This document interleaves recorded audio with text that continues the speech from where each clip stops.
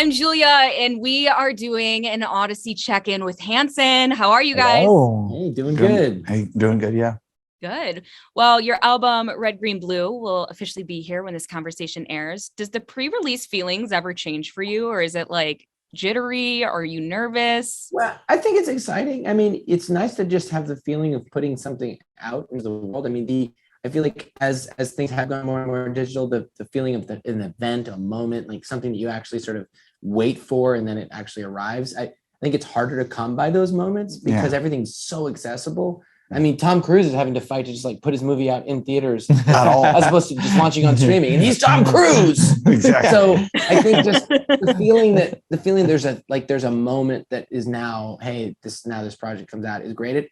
It feels good too because we know we're about to actually be able to kick into a large tour, which the whole world has been in this different weird place where they haven't been gathering as much for the last 2 years. So there's a sense of it being tangible now. So it feels good. Yeah, that's a really good way to put it. I mean, how are you feeling putting it out with this new concept that you guys are doing compared to what you've done in the past? It's definitely, it's a different thing. And that's part of the idea. I think we're at a point in our career where those different kind of ideas are more and more appealing. I mean, the last album we did was Against the World last year, which came out in pieces, one single at a time. It was actually supposed to come out with a world tour. That was actually part of the idea of the world tour. That's a whole nother thing. The album before that was a string project with a symphony. We did things called String Theory.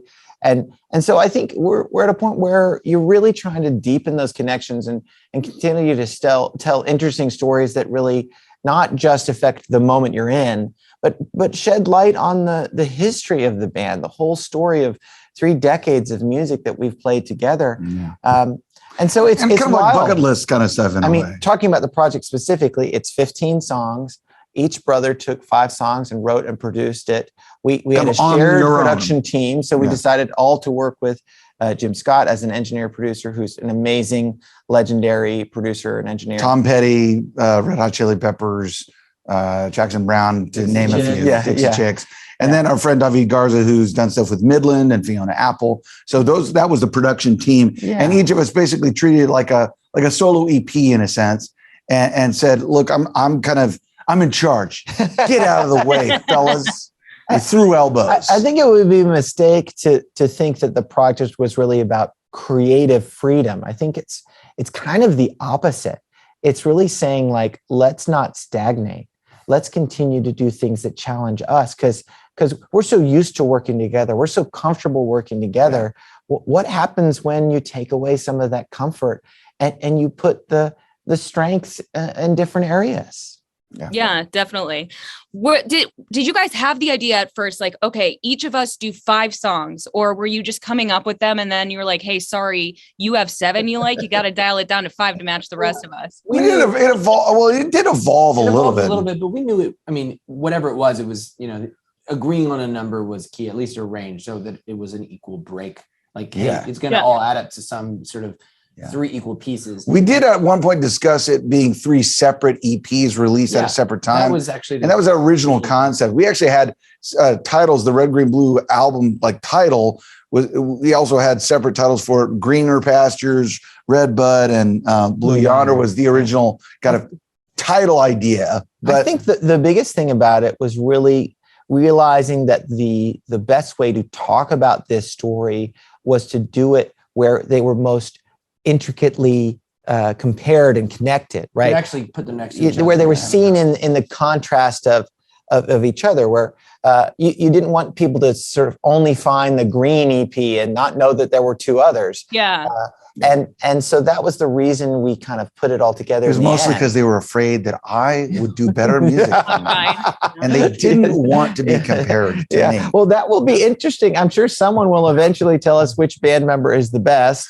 But please don't tell us. The album that'll do that, and thankfully, I just probably don't care. I just was going to say it's an interesting exercise. I mean, in just challenging yourself, and then also kind of trusting your fans as well. The ones, because look, when you've been making music your whole lives, I mean, we've been, it's easy to remember now. I mean, we were 9, 6, and 11. We're now 36, 39, and 41. I mean, that's 30 years in. It's like, okay, that's 3 decades. And that was 5 years before like Middle of Nowhere and I'm out the West. Yeah, when we first began, and you go, that means like a 9-year-old, 6-year-old, 11-year-old. We've been doing this our whole life. So music creation it comes from inspiration. It has something that's got a spark. You got to have some kind of spark. And Isaac had this idea for a while, suggesting this project. And frankly, to have the right time to do a project like this it's not always the right time. And this is one of those things that you kind of have to be able to frame what it is in context with who you have been, because the fact that we are sort of as established in a way of, at least regardless of whether all the band's records, you know the story of Hanson, it's 3 brothers, Yeah. that we've written and recorded for a long time, there's a strong sense of unity and sense of identity. And so when that, it's actually kind of interesting to then break it apart. Whereas when you this many years in, I think it's a much more interesting idea than if it had been album 4. This is now like, okay, wow, that's what is that? What is that going to be? So did you guys have any other album title names that like you decided against that kind of connected the 3, like with the color concept? Beige, gray, black. Yeah. That's a working one. CMYK. Honestly, WTF was a working one. The only thing that we did play around with was the order of the colors. There was a point when it was RBG, and we were like, "Oh, Ruth Bader Ginsburg, we probably should." The dedicated Ruth Bader Ginsburg album. People were like, you guys immediately got very judicial. We were like, we don't want to wait there. No, we're not. And that was like, well, should it be BRG, like the bridge? But but the cool thing actually about the acronym RGB is that it's actually a color format. So LED lights, and lights, TVs, and if you design programs, you can make all the colors with red, green, and blue.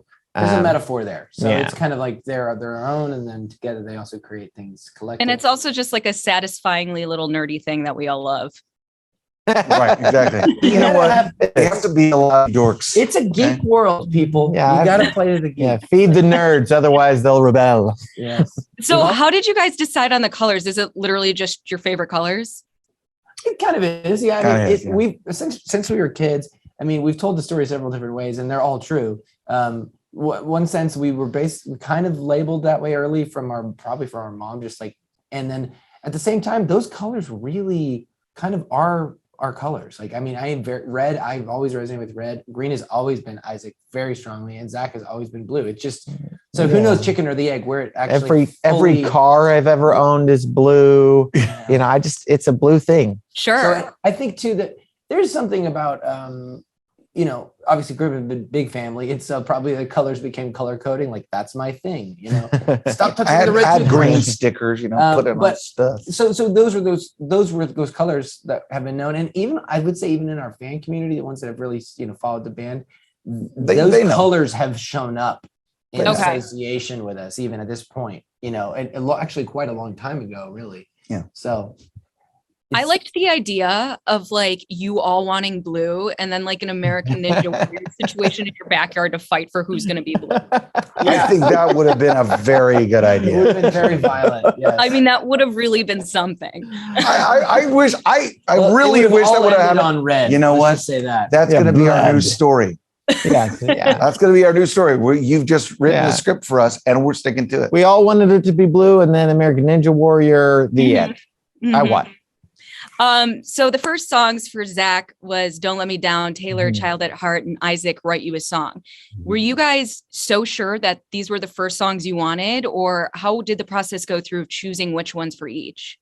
I don't know about Taylor. I felt like the minute that Write You a Song was written, I immediately was like, this is it. This is not. Was the most like, this is the song. Yeah, I knew right away. I'm like we're not going to have a better one than this to introduce people to this concept, at least from my end of things. There are a bunch of songs that I'm really proud of on this portion of the album, the EP portion, and there's some really cool stuff that Taylor and Zach have done. And I can honestly say what's fun about this process is, in a different way, you can kind of objectively say, oh, I'm a fan of this, and oh, I'm a fan of that, about each other, without feeling a little like narcissistically self-conscious. You know, with Zach's with too- mine, Don't Let Me Down, there were a lot of potential ways you could go. Knowing it was going to be the third single meant it would be the last thing people kind of heard before the album. Yeah. Yeah. And so that was weighing on me. And I was thinking about the songs it could be. And what happened was right after Christmas, my buddy Zach Myers, who we all know, he called me because he was trying to get on his Peloton. He's like, I bought my wife a Peloton. How do I get on this thing? Right? Confused. And it was hilarious. I felt the because- same way when I got one too. So did I. It is really confusing. Yeah. But when he called, I was like, hey, actually, I've got this song and you would be amazing on it. And once he played on it, it just seemed like this is just, there's so much kind of friendship in there now and joy to the song. It's a great crescendo. Mhm. And so it just, And he even recruited Frankie. yeah. It told me on its own. It said, hey, I'm the song that we should end with before the album comes out. Because I think it also ended up really accentuating some of the different sounds, right? You hear three very different songs. I love how different they are. I love the style in all three songs, but it made it even more clear that people were going to go on a journey to different places. And so that's where it was. What was the easier ask for Frankie? Was it to be in the music video or was it to put that outfit on? Well, actually, he agreed to be in a music video before he even knew what the concept was. Yeah. I called Frankie has been a really good friend for a long time. One of those guys that we don't see each other very often, but it's always immediately back to just like best friends kind of vibe. And so I just called him and I said, hey, I'm making a music video. Do you think you would be into being in it? And he goes, yeah, of course, I'll be in it as long as I'm not doing a race car, a race that He's day. actually a race car. Yeah. He's a race car driver. And I said, do you need to see the treatment? He goes, no, I'll be fine, whatever it is, and he showed up the day before and I told him he's wearing short shorts and we were doing a workout video. And it was just like, oh my God, this is going to be amazing. I should have read the treatment. Yeah, it was a great joy to do it with him too. How did you decide what song to release with? Well, so I decided, interestingly, so I actually thought it would be, there's another song called We Belong Together. That was the song I really thought would be the first song. And really that these guys responded really strongly to Child at Heart. And especially knowing the sequence of how this thing was going to come out, I thought, well, obviously this is going to be the beginning. So I want to pick something that really connects. And I will say with that song, as far as the different songs, Child at Heart is an immediate, this is the song. This is the statement. And I love that, when you write pop songs, songs that have hooks, songs that are kind of, hey, tell us the message and make it hooky. There's not a lot of songs where you get to start with the chorus, where you get to go 1, 2, 3, here you go. And so I love that about it. And I also love how clear the message is of that song. Mm-hmm. It's almost a ballad. I mean, it's just right on the edge. Yeah. And, we put out a lot of upbeat songs. We put out a lot of very, songs I love to sing. They're a lot of fun. But that one is, it really hitting you with something that's kind of heavy right from the beginning without being, dark. It's carrying you some weight. So I was excited for that to be the introduction. Yeah. I know for me, listening to the songs, having the privilege of kind of being an outside source, there were two things about Child at Heart. One was the message, like you're saying, such a strong sort of, I think, moment of right now. It almost like, I feel like everybody people are dealing with sort of like mental health issues and isolation. And it was like a message that was like really real to what people needed to hear. Sure.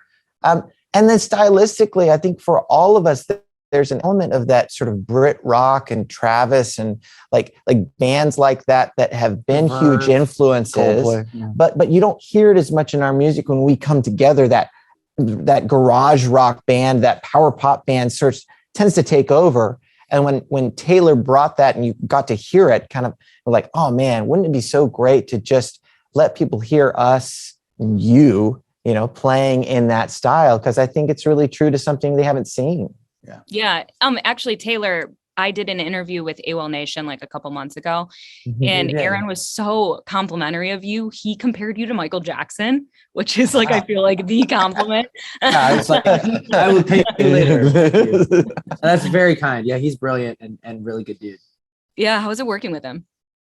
It's fantastic. I mean, it's kind of unfair to say working considering it was all recorded and sent via email during the pandemic, right, all in our caves. But I mean, super creative. We know AWOL and Aaron specifically for quite a few years and talked about doing things. And again, like the whole world's been in such upheaval. I know that project was talking about mental health, kind of like something. He's like, hey, I've always wanted to do this. Hey, what else am I doing? I'm going to pick some covers. And he picked really interesting, in some cases, even bizarre choices, but I loved it. I mean, I loved doing something that was so out of the box. And once again, I mean, music is such a weird thing. I mean, I'd never really listened to the song I did with him, Material Girl. I didn't really listen to that song. And such a good song. And I thought, we're just going to sing this song. And it's a really fun melody. And there's a lot more in there. So very creative. He's fantastic and very, very honored to be a part of that. I think he did a great job on the version, both Taylor singing as well as AWOL, as far as like, there's the production. It's got some muscle to it. It's a really cool production. I mean, it definitely is very reminiscent of the original version, but it's got the AWOL twist. Well, it's turning it on its head just by having a man sing it. Wait, hold on a second. Am I hearing this right? What kind of Material Girl? Wait, is this some sort of play on the Chicken Hanson? I'm confused. Well, I remember, when I interviewed him, they had sent me like the track list and like everybody who was on it before, obviously it was released. And I saw Material Girl and you two, and I'm like, I like it. I'm into it. Got to turn some heads. Creativity. I mean, we'll swing it back to just the general conversation. I mean, first of all, again, Aaron's awesome. Huge props to him. And those guys are great band. But just being creative. I mean, we were in an interview last week, and I tried to, we were talking about all the family stuff, and a lot of times that comes up in the album. But nobody tells you you're going to talk about yourself all the time when you join a band. Like you get into it to make music. You get into it to write songs. You get into it to perform. You don't get into it like, and then I'm going to do an interview about my toothbrush. So it's just nice. It's just nice. I talked about Zach Myers. Isaac co-wrote Write You a Song with her friend Paul McDonald. I've been having more and more fun, touching and, jumping into little things here and there, separate projects. Those things are all, I mean, that's what gives you fuel. I mean, you walk outside, we're in New York City, you smell the air, you see people, you see the creative, the world is moving, and the music comes out. So it's good to be in a place where we're able to be creative and we're able to have fans just excited to kind of go there with us still. Yeah. And I know he was saying too, with the lockdown, he's like this, this concept wouldn't have happened if we weren't locked down. Do you guys kind of feel the same way about your project that you're putting out tomorrow, where like, hey, had we not been like bored for how long, do you guys think you would have came up with this concept, or maybe not because you would have been touring? I don't think it would have been right now because we would have gotten busy, as you often do. And I think there is a silver lining to that kind of taking a moment, being forced to take time. That's one of the hardest things about art, is to gain perspective on yourself. And this is definitely it. I think it's cool. It was unintended that we would be at this 30-year anniversary with this sort of very 3-part project that kind of fell into our laps because of the delay. And so you got to look at it as a bright side. And I think hopefully it marks kind of a new beginning in a way, a new way to look at the band. Maybe. Yeah. I mean, it's not that you ever want to, wipe anything else off the slate, but you do want to be able to kind of see things with new eyes. And I think that's hopefully a cool thing that people will get out of listening to this. What are each of your favorite songs of each other's on this? Man, I mean, it's a close one for me between Ramblin' Heart and Child at Heart. Yeah, the heart songs. The 2 heart songs. Song. That's a really close tie for me. From the red portion for Zach, in spite of the fact that the single is for the blue portion is this upbeat "Don't Let Me Down" song, Zach has some really amazing melodic ballads on his portion of the record, and I don't know. It's hard for me to pick between. Wake Up or Where I Belong. Yeah, that's a really close tie for me. But I think Where I Belong. No, but I think Where I Belong actually has the most intricacy to it, and the most melodic kind of stuff. It almost feels like a portion of string theory that didn't exist, yet. Right. So right. that's probably my favorite of the Blue. You know. Okay. Let me think about this.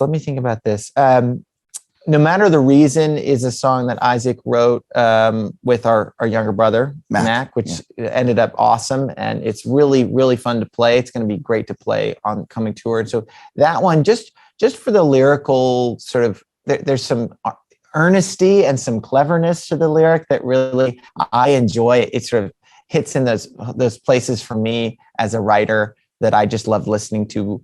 And probably, listening to the song Truth from Taylor's portion, I know for a long time, there's been this kind of feeling of just, we love to sing maybe more than anything else. Obviously we're instrumentalists, but singing is really what drives us to do it. And that song has such a great melody. There's so much meat to singing it and listening to him do a great performance. And so I think people are really going to love that. Yeah. Good selections. It is hard. I think I would go with the slower tracks as well. In both cases, I would say No Matter the Reason, Ike's track, No Matter the Reason, I would pick that one as well. I just think there's just something that feels really natural about it. It's beautiful, but it feels very effortless. And it's a great melody, great story. And then I don't know, I would probably say Wake Up, actually. The song from Zach's. It's just, there's an ease to it. And I know everybody's, this project pushed things for different people, different reasons, different ways. factors. Yeah. I know that it opened up kind of the floodgates in some cases, and also was challenging in different ways, different muscles were stretched. Oh, yeah. And when I listen to those songs, I think I hear things that feels like highlighting some of the things that I consider the best of their creative work, where I can go, yeah, that's truly, I can see Zach smiling when he's seeing that. I know I can tell Isaac is happy with himself. Yep, this is the one I want to see. Well, see, in that particular case, I was literally in tears. Or weeping. See, this is the truth about Isaac. Isaac is smiling when he's weeping. Yeah. So he's a happy crier. He's I'm so home. This is the worst. I have to do this. This is the best. So. I mean, you all are very sweet to each other with your music. Do you guys ever get brutally honest though, where you're like, no, what are you doing? This is not the way we talk about the album when we're not on camera. You're like, it is American Ninja Warrior. Yeah. Oh, absolutely. Well, these are all true. And then you didn't ask us what we don't like about each other's project. You say what's your favorite part. That's the only positive thing we have to say. Well, I would say it is interesting because the approach to this project, obviously, when you look at the credits and you hear the record and we're releasing it together, even when there's harmonies on a blues song, usually it's Isaac or Taylor singing, right? And the guitars and keyboards, right? We played for each other, but you approached it from a slightly different perspective. It wasn't so much, here's what I hear, it's what would you like, right? Okay. So there are some cases where there are lyrics and choices and arrangements where I listen to a song from Green or Red and I go, that's too long, or you should have changed that line. It should rhyme there, right? It definitely, and I'm sure they feel the same about what I did. No, I don't. You think it's perfect? No. Yeah, he doesn't like any of it.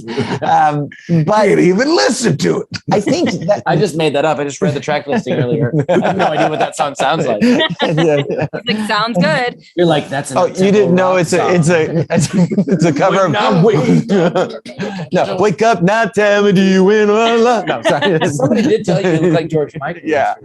I think there's a maturity to being at this point and realizing, as much as it is, every choice, there are 100 right choices with music. There really are a lot of great ways you can go. And a lot of it becomes preference and what you want to do together. And it's important to be able to walk into a room and know it's just your taste sometimes. I like that.